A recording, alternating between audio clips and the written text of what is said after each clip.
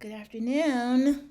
So, it is the Wednesday before Thanksgiving, which means it is cooking day for a lot of people because you got to start on Wednesday to eat when you really want to eat on Thursday.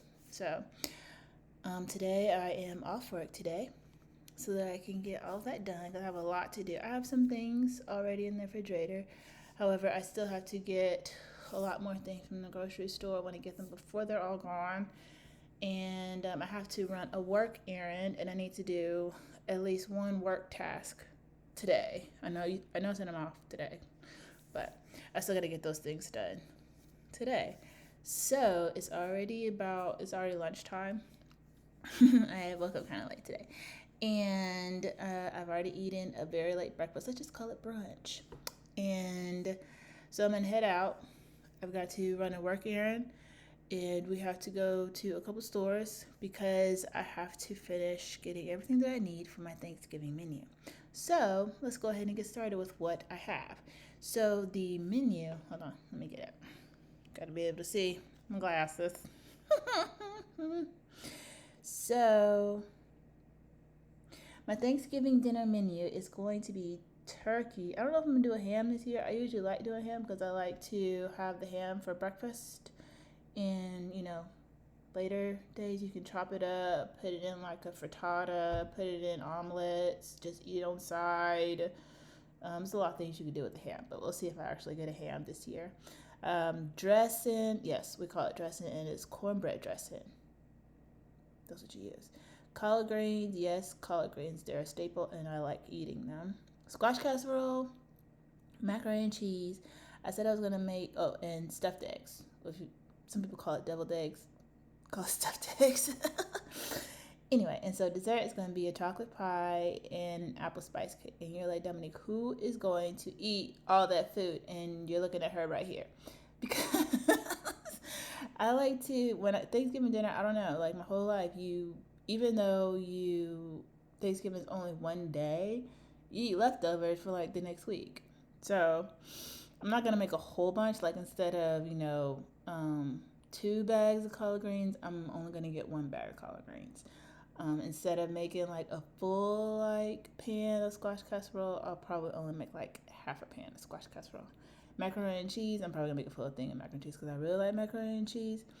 And then the chocolate pie and the apple spice cake, both of those can be frozen, so I can just eat it whenever I want to eat it throughout the rest of the year. Even though I'm supposed to be in training, but we just got to burn off the calories.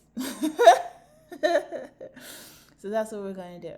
So what I'm going to do before I head out is I'm going to make a list of every ingredient that I need based off what I already have in the refrigerator, and then go to the best stores to purchase those items, right?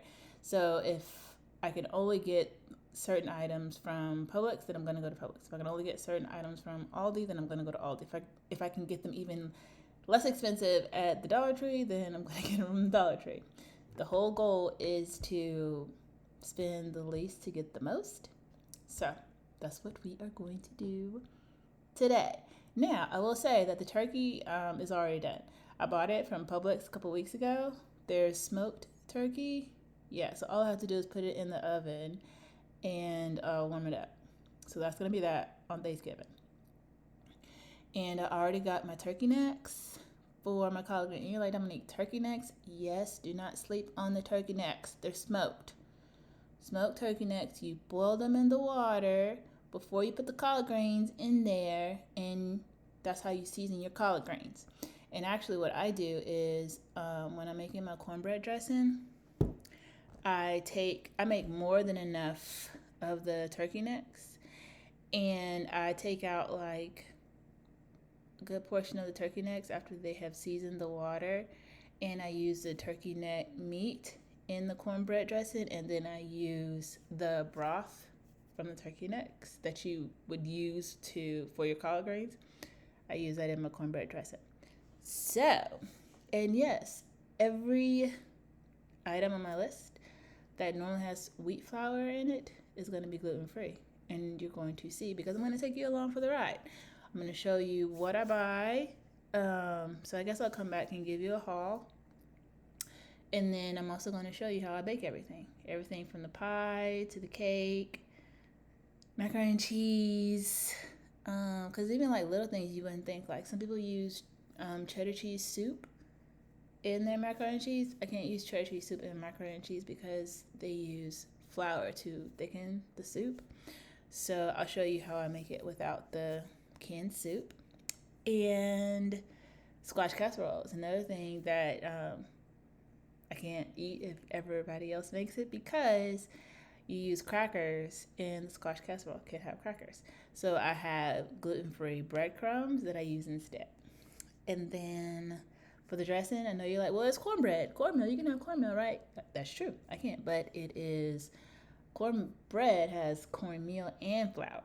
So I have to use the gluten-free flour to make the cornbread dressing. And then what else? Yep, that's it. That's pretty much everything. So if I go to somebody else's house to eat Thanksgiving, very slim pickings. It'll pretty much be like the turkey and the collard greens and the eggs. That'll be all that I'll be able to eat at somebody else's house. So let's get to cooking. All right. So I'm gonna put on a everyday face and then write down my list, and I will see y'all a little bit later. Okay.